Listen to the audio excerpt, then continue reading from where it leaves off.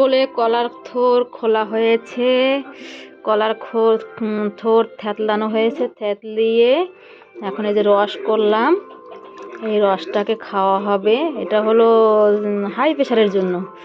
তো যাদের যাদের হাই প্রেশার আছে এরকম কলার থোর থেতলিয়ে রস করতে পারো, খেলে হাই প্রেশারটা কমবে। শুধু কলার থোর না, কলার থোর এমনি আখের মতো চিবিয়ে খেতে পারে, কিংবা তোমার রস করেও খেতে পারে। আবার ওই যে কি বলে সজনে পাতা আছে, সজনে পাতাও যদি ভাজা করে খাওয়া হয় ওতেও হাই প্রেশার কমে যায়। তো আমার বরের আর কি হাই প্রেশার হয়ে গেছে, তাই এখন কলার থোর আর কি থেতলিয়ে রসটা করা হচ্ছে, এটা খাবে। এটা খেলে একটু মানে অস্বস্তি যে ভাবটা সেটা একটু কম লাগে।